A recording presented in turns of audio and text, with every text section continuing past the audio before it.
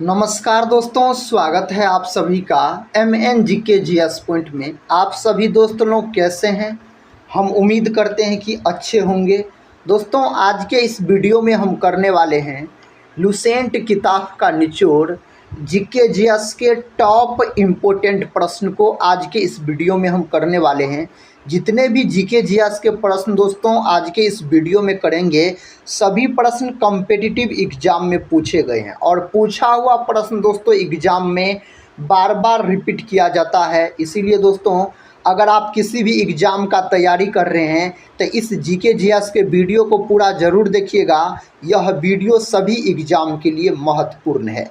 तो चलिए दोस्तों, आज के इस GK GS के वीडियो को हम शुरू करते हैं और देखते हैं आज के इस वीडियो में GK GS के किस प्रकार के पूछे गए प्रश्न है। देखिए दोस्तों, आज का फर्स्ट क्वेश्चन है, कहता है भारतीय उपमहाद्वीप में कृषि के प्राचीनतम साक्ष्य कहाँ से प्राप्त हुए हैं? यह कहाँ से प्राप्त हुए हैं? तो मेहरगढ़ से प्राप्त हुए हैं।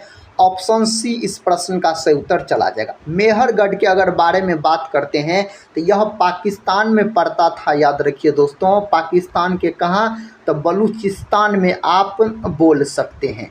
अगर हड़प्पा का बात करते हैं तो हड़प्पा भी पाकिस्तान में स्थित है और हड़प्पा का खोज किया गया कब? हड़प्पा का खोज किया गया 1921 में दयाराम साहनी के द्वारा।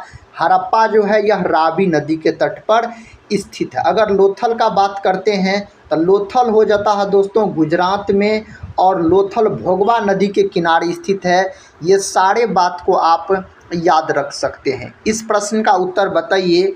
प्रश्न कहता है ऋग्वैदिक काल में निष्क किस अंग का आभूषण था? इसका उत्तर बताइए दोस्तों। निष्क का मतलब होता है दोस्तों, आप बोल सकते हैं इसका मतलब क्या होता है? सोना। याद रखिएगा, इसका मतलब होता है। इसका सही उत्तर हो जाएगा गला का। ऑप्शन बी इस प्रश्न का सही उत्तर चला जाएगा। अगर ऋग्वैदिक काल का बात करते हैं तो याद रखिएगा 600 BC से 1500 BC तक दोस्तों यह काल चला था। इस बात को भी हम याद रख सकते हैं। नेक्स्ट क्वेश्चन ये रहा। क्वेश्चन का था उत्तर वैदिक काल में निम्नलिखित में से कहता किनको आर्य संस्कृति का धूर समझा जाता था? किनको समझा जाता था? इस चार ऑप्शन में से कौन ऑप्शन सही उत्तर है? तो ऑप्शन सी सही उत्तर है। तो कुरु या पंचाल बोलिएगा। ऑप्शन सी इस प्रश्न का सही उत्तर चला जाएगा। बिहार का दोस्तों सबसे अगर मजबूत महाजन पद पूछा जाए तो मगध बोलिएगा। और यह प्रश्न 7 अगस्त के बिहार पुलिस के री एग्जाम में पूछा गया है दोस्तों, 7 अगस्त के री एग्जाम में। नेक्स्ट क्वेश्चन कर लेते हैं। ये रहा नेक्स्ट क्वेश्चन। क्वेश्चन है दोस्तों, कहता है निम्नलिखित में से किस देवता को कला में हल के लिए प्रदर्शित किया गया है? कौन देवता को प्रदर्शित किया गया है? तो बलराम को प्रदर्शित किया गया है। याद रखिएगा, बलराम दोस्तों जो विष्णु के अवतार माने जाते हैं, इसको याद रखिएगा, विष्णु का अवतार माना जाता है। नेक्स्ट क्वेश्चन कर लेते हैं दोस्तों। ये रहा नेक्स्ट क्वेश्चन। कहता है लुम्बिनी गौतम बुद्ध का जन्म स्थान था। कहता है इसका समर्थन किसके एक अभिलेख से होता है? इसका उत्तर बताइए कौन ऑप्शन में दिया गया है? दोस्तों गौतम बुद्ध का जन्म हुआ था लुम्बिनी में। लुम्बिनी कहाँ पड़ता है? तो यह पड़ता है आपको नेपाल में। याद रखिएगा। और गौतम बुद्ध का जन्म कब हुआ था? तो जन्म बोल सकते हैं 563 ईसा पूर्व में इसका जन्म हुआ। अगर मृत्यु पूछा जाए तो 483 ईसा पूर्व में दोस्तों इसका मृत्यु हुआ। तो इसका सही उत्तर बताइए कौन ऑप्शन में दिया गया है? इसका सही उत्तर पहला ऑप्शन में दिया गया है, अशोक। याद रखिएगा, अशोक दोस्तों मौर्य वंश का शासक था। इसी के शासन काल में तृतीय बौद्ध संगीति हुआ। अशोक के शासन काल में दोस्तों चतुर्थ बौद्ध संगीति कनिष्क के शासन काल में हुआ। अगर धर्मपाल का बात करते हैं तो विक्रमशिला विश्वविद्यालय का स्थापना धर्मपाल के द्वारा किया गया। विक्रमशिला विश्वविद्यालय कहाँ है? तो बिहार राज्य के भागलपुर जिला में यह है। क्वेश्चन कहता है निम्नलिखित में से कहता किसने गिरनार क्षेत्र में जल संसाधन व्यवस्था के लिए सर्वप्रथम पहल की? इसका उत्तर बताइए क्या हो जाएगा? चंद्रगुप्त मौर्य हो जाएगा। पहला ऑप्शन सही है दोस्तों। अगर साथ ही बात करते हम चंद्रगुप्त मौर्य का, तो मौर्य वंश का संस्थापक अगर पूछा जाए तो चंद्रगुप्त मौर्य हो जाएगा, याद रखिएगा। नेक्स्ट क्वेश्चन कर लेते हैं। ये रहा दोस्तों नेक्स्ट क्वेश्चन। क्वेश्चन कहता है निम्नलिखित में से किस गुप्त राजा का एक अन्य नाम देवगुप्त था? किसका एक अन्य नाम देवगुप्त था? कहता समुद्रगुप्त, चंद्रगुप्त, कुमारगुप्त, उपर्युक्त में से कोई नहीं दिया गया है, तो चंद्रगुप्त बोल सकते हैं। ऑप्शन बी सही है। समुद्रगुप्त को दोस्तों भारत का नेपोलियन कहा जाता था, याद रखिए, भारत का नेपोलियन कहा जाता था समुद्रगुप्त को। अगले प्रश्न की ओर बढ़ते हैं। ये रहा अगला प्रश्न, इसका उत्तर बताइए। प्रश्न का था एलिफेंटा के प्राचीन स्मारक प्रायः है बौद्ध, जैन, शैव, वैष्णव। ये 4 ऑप्शन दिए गए हैं। इसका सही उत्तर हो जाएगा आपको क्या हो जाएगा? शैव हो जाएगा, याद रखिएगा।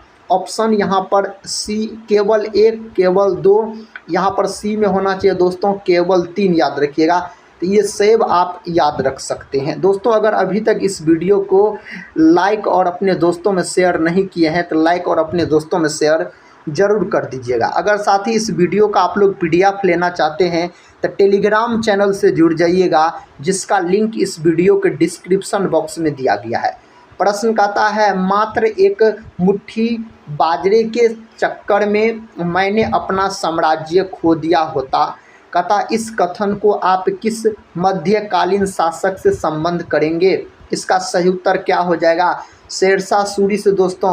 शेरशाह सूरी का बचपन का नाम पूछा जाए तो आप फरीद खां बोलिएगा। इसका बचपन का नाम शेरशाह सूरी का मकबरा कहाँ है? सासाराम में है। शेरशाह सूरी का मकबरा दोस्तों सासाराम में है। यह प्रश्न 7 अगस्त और 11 अगस्त को जो बिहार पुलिस का री एग्ज़ाम हुआ है दोनों में पूछा गया दोस्तों। अभी री एग्ज़ाम बिहार पुलिस का रफ्तार में चल रहा है, इसीलिए दोस्तों बोले यह प्रश्न पूछा गया है। औरंगजेब का मृत्यु पूछ लिया जाता है एग्जाम में। 1707 में औरंगजेब का मृत्यु हुआ। औरंगजेब को जिंदा पीर के नाम से भी जाना जाता है। अगला प्रश्न कर लेते हैं। प्रश्न कहता है जहांगीर ने थॉमस रो को कहाँ मिलने का अवसर दिया था? कहाँ इसको मिलने का अवसर दिया था? अजमेर में। ऑप्शन बी दोस्तों सही है। अगर हम बात करते हैं आगरा, तो आगरा जो है यह दोस्तों यमुना नदी के किनारे बसा हुआ है। दिल्ली भी यमुना नदी के किनारे बसा हुआ है। फतेहपुर सीकरी बुलंद दरवाज़ा का निर्माण याद रखिएगा अकबर के द्वारा करवाया गया था। 1571 में दोस्तों इसका निर्माण करवाया गया था। नेक्स्ट क्वेश्चन कर लेते हैं। ये रहा नेक्स्ट क्वेश्चन। कहता है निम्नलिखित में से कौन से एक संगीत वाद्य बजाने में औरंगजेब की दक्षता थी? इसका उत्तर बताइए दोस्तों। दक्षता थी। कहता सितार, कहता पखावज, वीणा। उपर्युक्त में से कोई नहीं दिया गया है तो आप वीणा बोल सकते हैं। क्या वीणा बोल सकते हैं? वीणा दोस्तों यह सबसे प्राचीन वाद्य यंत्र हो जाएगा वीणा। अगर सितार का जनक पूछा जाए तो आप बोल सकते हैं अमीर खुसरो को सितार का जनक बोला जाता। सितार में तारों की संख्या कितना होता है? 7 होता है। ये सारे बात को आप याद रखिएगा। बहुत ज़बरदस्त तरीके से इस प्रकार के प्रश्न एग्जाम में पूछे जाते हैं। प्रश्न कहता है निम्नलिखित में से कौन सा युग्म सुमेलित नहीं है? कहता है अकबर का मकबरा सिकंदरा, कहता जहांगीर का मकबरा सहदरा, और दोस्तों दिया गया है शेख सलीम चिश्ती का फतेहपुर सिकरी और शेख निजामुद्दीन औलिया का अजमेर दिया गया। इनमें से कहता कौन सही सुमेलित नहीं है? तो दोस्तों डी नंबर का सही सुमेलित नहीं है। निजामुद्दीन औलिया का मकबरा याद रखिएगा दिल्ली में है। कहाँ है? दिल्ली में है। तो यही दोस्तों गलत मिलान है। नेक्स्ट क्वेश्चन कर लेते हैं। क्वेश्चन कहता है किसके समय में मराठा राजा नाचीज हो गया? और कहता पेशवा वास्तविक शासक। दोस्तों इसका सही उत्तर बताइए। इसका सही उत्तर कौन ऑप्शन में दिया गया है? ऑप्शन सी में दिया गया है बालाजी राव बोल सकते हैं। इसका सही उत्तर चला जाएगा। अगले प्रश्न की ओर बढ़ते हैं। प्रश्न का था व्यापार के लिए भारत आने वाले यूरोपीय लोगों में प्रथम कौन थे? प्रथम स्थान पर दोस्तों प्रथम कौन आया था सर्वप्रथम? तो इसका सही उत्तर पुर्तगाली हो जाएगा। ऑप्शन डी के साथ सही उत्तर चला जाएगा। नेक्स्ट क्वेश्चन कर लेते हैं। क्वेश्चन का था भारतीय राष्ट्रीय कांग्रेस की प्रथम बैठक कहाँ हुई थी। भारतीय राष्ट्रीय कांग्रेस की प्रथम बैठक का था कहाँ हुई थी। बम्बई, पूना, मद्रास, कलकत्ता दिया गया है, तो बम्बई बोल सकते हैं। और भारतीय राष्ट्रीय कांग्रेस का स्थापना एग्जाम में पूछ लेता है, इसका स्थापना कब हुआ। तो स्थापना हुआ दोस्तों आपको 28 दिसंबर 1885 में इसका स्थापना किया गया। ए.ओ. ह्यूम के द्वारा इसका स्थापना किया गया। ये रहा नेक्स्ट क्वेश्चन। क्वेश्चन का था 1880 के दशक में इंडियन मिरर अखबार का प्रकाशन कहाँ से होता था। इसका प्रकाशन जो होता था कहाँ से होता था, तो कलकत्ता से होता था। कलकत्ता को महलों का शहर के नाम से भी जाना जाता है। और कोलकाता जो है दोस्तों, यह शहर हुगली नदी के किनारे बसा हुआ है। कौन नदी के किनारे, तो हुगली नदी के किनारे बसा हुआ है। अगले प्रश्न की ओर बढ़ते हैं। प्रश्न कहता है सुरेंद्र नाथ बनर्जी द्वारा स्थापित उस संगठन का नाम बतलाइए जिसका 1886 में इंडियन नेशनल कांग्रेस में विलय हो गया। इसका नाम दोस्तों आपसे पूछा जा रहा है, तो आप बोल सकते हैं इंडियन नेशनल कॉन्फ्रेंस बोल सकते हैं। ऑप्शन डी को आप लॉक कर लीजिएगा। नेक्स्ट क्वेश्चन की ओर बढ़ते हैं। देखिए क्वेश्चन कहता है निम्नलिखित में से किसने वर्नाक्यूलर प्रेस एक्ट का प्रवर्तन किया। किसके द्वारा दोस्तों किया गया, लॉर्ड लिटन ने दोस्तों इसको वर्नाक्यूलर प्रेस एक्ट लाया था। और लॉर्ड रिपन के काल में दोस्तों यह समाप्त हुआ, याद रखिएगा। समाप्त किसके कार्यकाल में हुआ, लॉर्ड रिपन के कार्यकाल में। अगले प्रश्न की ओर बढ़ते हैं। ये रहा दोस्तों प्रश्न, कहता है भारतीय राष्ट्रीय कांग्रेस के सूरत अधिवेशन 1907 का अध्यक्ष कौन था। सूरत में जो दोस्तों अधिवेशन हुआ था भारतीय राष्ट्रीय कांग्रेस का 1907 में, इसका अध्यक्ष आपसे पूछा जा रहा है, तो इसका अध्यक्ष बोल सकते हैं आर.बी. घोष बोल सकते हैं। पहला ऑप्शन सही हो जाएगा, आर.बी. घोष। जितने भी दोस्तों जीके जियास के प्रश्न इस वीडियो में मिलेंगे सभी प्रश्न एग्जाम में पूछे गए प्रश्न है। कहता है लंदन में इंडियन होम रूल सोसाइटी को निम्नलिखित में से किसने चलाया था। किसके द्वारा इसको चलाया गया था, तो आप बोलिएगा श्यामजी कृष्ण वर्मा के द्वारा चलाया गया था। इसका सही उत्तर ऑप्शन सी के साथ चला जाएगा। नेक्स्ट क्वेश्चन कर लेते हैं। कहता है महात्मा गांधी के चंपारण सत्याग्रह का किसने विरोध किया था। किसने दोस्तों विरोध किया था, तो एन.जी. रंगा हो जाएगा, ऑप्शन बी हो जाएगा। रविन्द्रनाथ टैगोर का बात करते हैं तो इन्हें गीतांजलि के लिए याद रखिएगा नोबेल पुरस्कार दिया गया 1913 में दोस्तों। डॉक्टर राजेंद्र प्रसाद का बात करते हैं तो इसे देश रत्न के नाम से जाना जाता है। 11 दिसंबर 1946 को दोस्तों संविधान सभा का अस्थायी अध्यक्ष चुना गया था। किसको, डॉक्टर राजेंद्र प्रसाद को। ये सभी बात को आप याद रख सकते हैं। क्वेश्चन कहता है जो गदर पत्र का प्रथम अंक निम्नलिखित में से किस भाषा में प्रकाशित हुआ। कौन भाषा में, उर्दू, हिंदी, अंग्रेजी, मराठी। ये 4 ऑप्शन दिए गए हैं, तो उर्दू बोलिएगा। पहला ऑप्शन सही है, उर्दू हो जाएगा। नेक्स्ट क्वेश्चन कर लेते हैं दोस्तों। क्वेश्चन कहता है पीर पंजाल श्रेणी पाई जाती है। पीर पंजाल श्रेणी दोस्तों कहता है पाई जाती है जम्मू एवं कश्मीर में। आप बोल सकते हैं ऑप्शन बी के साथ सही उत्तर चला जाएगा। अरुणाचल प्रदेश का बात करते हैं तो इन्हें पहले नेफा के नाम से जाना जाता था। भारत का कौन राज्य है जहां सूर्योदय सबसे पहले होता है, तो अरुणाचल प्रदेश आप बोल सकते हैं। निम्नलिखित नदियों में कहता कौन अध्यारोपित नदी का उदाहरण है। कौन है, अलकनंदा, कोसी, चंबल और गोदावरी दिया गया है। इसका सही उत्तर हो जाएगा आपको चंबल हो जाएगा, याद रखिएगा दोस्तों। चंबल का अगर हम बात करते हैं इस नदी का, तो यमुना का सहायक नदी है चंबल, याद रखिएगा। चंबल नदी के किनारे कोटा शहर स्थित है। कोटा याद रखिएगा, राजस्थान में जो कोटा है इसी नदी के किनारे स्थित है। कोसी नदी का अगर बात करते हैं दोस्तों, तो कोसी नदी इसे बिहार का शोक कहा जाता है। और सबसे अधिक मार्ग परिवर्तन करने वाली नदी पूछा जाए तो कोसी नदी आप अब बोलिएगा। अगले प्रश्न की ओर बढ़ते हैं। ये रहा अगला प्रश्न।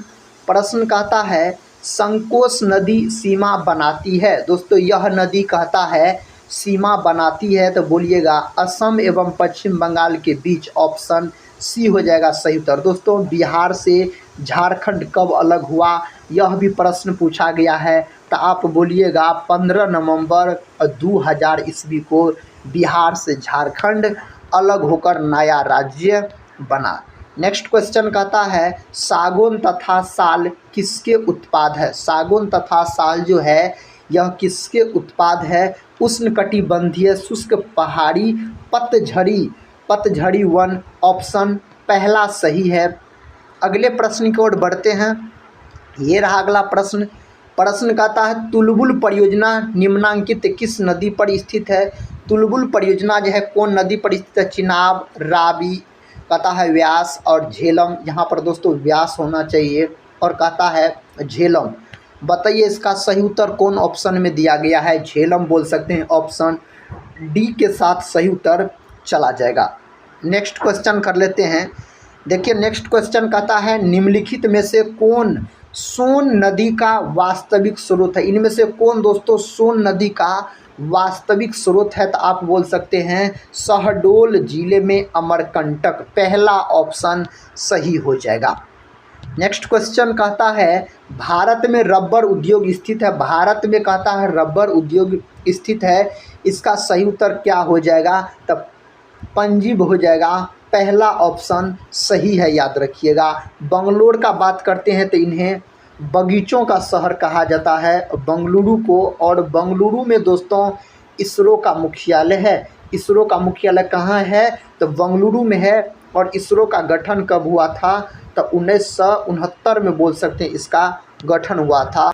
नेक्स्ट क्वेश्चन दोस्तों कहता भारत का सबसे बड़ा बंदरगाह है मुंबई में है। ऑप्शन बी इस प्रश्न का सही उत्तर चला जाएगा। अगला प्रश्न कर लेते हैं। देखिए प्रश्न कहता संसार के किस देश में संरक्षित भूमि का सर्वोत्तम तंत्र है। कहता है इस 4 ऑप्शन में से कोई एक ऑप्शन सही है। अपना भारत ऑप्शन सी को लॉक कर सकते हैं। नेक्स्ट क्वेश्चन कर लेते हैं। देखिए क्वेश्चन कहता है निम्नलिखित देशों में से किन्हें स्वर्णिम कहता अर्धचंद्र में सम्मिलित किया जाता है। किसको दोस्तों सम्मिलित किया जाता है, इसका सही जवाब कौन ऑप्शन के साथ चला जाएगा। इसका सही जवाब दोस्तों अफ़गानिस्तान याद रखिएगा, उसके बाद ईरान याद रखिएगा, इराक याद रखिएगा। तो 1, 2 और 3 बोल सकते हैं, पाकिस्तान नहीं होगा। अगले प्रश्न की ओर बढ़ते हैं। ये रहा अगला प्रश्न। प्रश्न कहता निम्नलिखित युग्मों में कौन सही सुमेलित नहीं है। इनमें से कौन दोस्तों सही सुमेलित कहता है जो नहीं है, तो इसका सही उत्तर हो जाएगा ऑप्शन डी सार लोह अयस्क। दोस्तों यह सही सुमेलित नहीं है। ऑप्शन डी के साथ सही उत्तर चला जाएगा। कहता भूमध्य रेखा गुजरती है। भूमध्य रेखा दोस्तों गुजरती है, तो आप बोलिएगा कीनिया से होकर गुजरती है। भूमध्य इसी को विषुवत रेखा बोला जाता है। पृथ्वी के बीचों बीच जाने वाली रेखा पूछा जाए तो भूमध्य रेखा हो जाएगा। अगला प्रश्न कर लेते हैं। प्रश्न कहता निम्नलिखित में से कौन सक्रिय ज्वालामुखी है। कौन दोस्तों सक्रिय ज्वालामुखी है, इसका सही उत्तर कौन ऑप्शन के साथ चला जाएगा, तो कोटोपैक्सी दोस्तों आप बोल सकते हैं, एटना बोल सकते हैं, फ्यूजियामा बोल सकते हैं। इसका मतलब 2, 3 और 4 दोस्तों यही इसका उत्तर हो जाएगा। नेक्स्ट क्वेश्चन की ओर बढ़ते हैं। क्वेश्चन कहता है निम्नलिखित में से कौन सा युग्म सही सुमेलित नहीं। इनमें से दोस्तों कौन सा युग्म सही सुमेलित नहीं है। ऑप्शन डी नहीं है ना नाइजीरिया याद रखिएगा, रवात, यह दोस्तों सही नहीं है। ऑप्शन डी के साथ सही उत्तर चला जाएगा। अगला प्रश्न कर लेते हैं। कहता निम्नलिखित जलडमरू मध्यों में से किस जलडमरू मध्य से एक सुरंग यूनाइटेड किंगडम तथा फ्रांस को जोड़ती है, उसका नाम आपसे पूछा जा रहा है। डेनमार्क स्ट्रेट बोलिएगा, ऑप्शन बी सही हो जाएगा।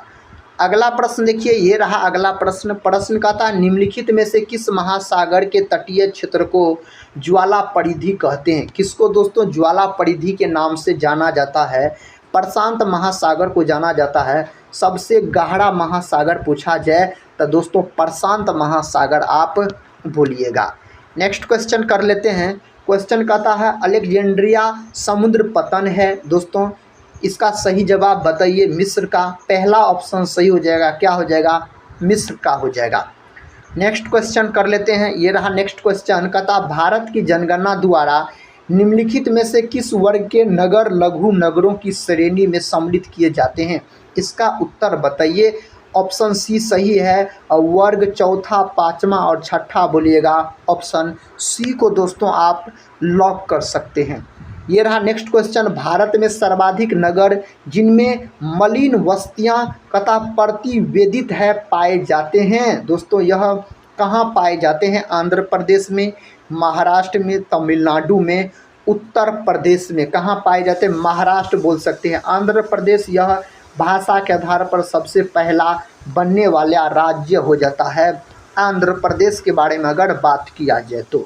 भारत में प्रथम नियमित जनगणना किस वर्ष की गई? 1921, 1881, 1911 और 1931 दिया गया है। इसका सही उत्तर 1881 हो जाएगा। भारत में प्रथम नियमित जनगणना दोस्तों 1881 में किया गया था। ये रहा अगला प्रश्न। प्रश्न कहता है किन कारकों ने उत्तरी भारत से दक्षिणी भारत में चीनी उद्योगों के स्थानिक स्थानांतरण में सहायता की, इसका सही उत्तर बताइए। पहला ऑप्शन में दिया गया है गन्ने का प्रति एकड़ उच्चतर कथा उत्पादन, दूसरा ऑप्शन में कहता गन्ने में शर्करा का अधिक होना, तीसरा कहता पेराई का अधिक लंबा मौसम और डी नंबर में दिया गया चौथा नंबर में सस्ता श्रम। इसका सही उत्तर कौन ऑप्शन के साथ चला जाएगा? सस्ता श्रम दोस्तों बोल सकते हैं, यही इसका उत्तर हो जाएगा। अगले प्रश्न की ओर बढ़ते हैं।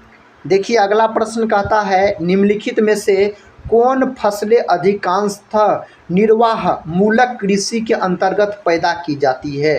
कौन फसल इसके अंतर्गत पैदा किया जाता है? मोटे अनाज तथा चावल बोलिएगा। पहला ऑप्शन दोस्तों सही उत्तर चला जाएगा। ये रहा नेक्स्ट क्वेश्चन। कहता सहकारी इकाइयों की दशा में कहता किस क्षेत्र को विकास की ऊंची दर प्राप्त हुई? किस क्षेत्र को विकास की ऊंची दर प्राप्त हुई? तो चीनी बोल सकते हैं, याद रखिएगा दोस्तों। चीनी का अगर अनुसूत्र आपसे पूछ लिया जाए तो आप बोलिएगा C12 H22O11, यही होता है चीनी का अनुसूत्र अगर आपसे पूछ लिया जाए तो। क्वेश्चन कहता है किस बैंक ने सर्वप्रथम चीन में अपनी शाखा खोली? कौन बैंक ने सर्वप्रथम चीन में दोस्तों अपनी शाखा खोली थी? State Bank of India. Option C को आप लॉक कर लीजिए, यही इसका सही उत्तर हो जाएगा। नेक्स्ट क्वेश्चन कहता मिश्रित अर्थव्यवस्था का आशय है दोस्तों। मिश्रित अर्थव्यवस्था, अपना भारत देश का अर्थव्यवस्था किस प्रकार की है? तो मिश्रित अर्थव्यवस्था है, याद रखिएगा। इसका सही उत्तर क्या हो जाएगा? सार्वजनिक एवं निजी क्षेत्रों का सह अस्तित्व, यही इसका दोस्तों आशय है। नेक्स्ट क्वेश्चन कर लेते हैं। कहता है अदृश्य निर्यात का अर्थ है। अदृश्य निर्यात का अर्थ क्या होता है? इसका अर्थ होता है अलिखित सामान का निर्यात। ऑप्शन सी सही है, अलिखित सामान का निर्यात हो जाएगा इस प्रश्न का सही उत्तर। नेक्स्ट क्वेश्चन कहता है विश्व व्यापार संगठन का मुख्यालय है। विश्व व्यापार संगठन दोस्तों WTO जिसको बोला जाता है, इसका मुख्यालय कहाँ है? जेनेवा में है और इसका स्थापना 1995 में हुआ था, याद रखिएगा। विश्व व्यापार संगठन का मुख्यालय। नेक्स्ट क्वेश्चन दोस्तों और इस वीडियो का अंतिम क्वेश्चन है। कहता है निम्नांकित में से कौन सा देश विश्व की तीसरी सबसे बड़ी अर्थव्यवस्था है? जापान, मलेशिया, भारत और चीन दिया गया। इसका सही उत्तर अपना भारत हो जाएगा। ऑप्शन सी हो जाएगा। अगर जापान का बात करते हैं तो जापान की राजधानी हो जाता है टोक्यो और जापान की मुद्रा हो जाता है येन दोस्तों, और साथ ही चीन की राजधानी बीजिंग बोलिएगा। और दोस्तों याद रखिएगा आप, जापान पर अमेरिका के द्वारा परमाणु बम फेंका गया था। कब फेंका गया था? 6 अगस्त 1945 के दिन, और इसका नाम था लिटिल बॉय। इसी के 3 दिन बाद यानी 9 अगस्त 1945 को फिर दोस्तों जापान के नागासाकी पर अमेरिका के द्वारा परमाणु बम फेंका गया था। उस बम का नाम था फैटमैन। ये सारे बात को आप याद रखिएगा दोस्तों। आज के इस वीडियो में हम आपको जीके जिया से संबंधित टॉप इम्पोर्टेंट 50 उस प्रकार के प्रश्न करवाए जो प्रश्न कई बार एग्जाम में पूछे गए थे। तो दोस्तों आज का यह वीडियो आप लोगों को कैसा लगा आप लोग कमेंट बॉक्स में ज़रूर बताइएगा। अगर दोस्तों चैनल पे पहली बार विजिट कर रहे होंगे तो चैनल को सब्सक्राइब कर बेल आइकन को प्रेस जरूर कर दीजिएगा। तो दोस्तों इस वीडियो को हम यहीं पर समाप्त करते हैं और मिलते हैं नेक्स्ट वीडियो में। तब तक के लिए जय हिंद, जय भारत।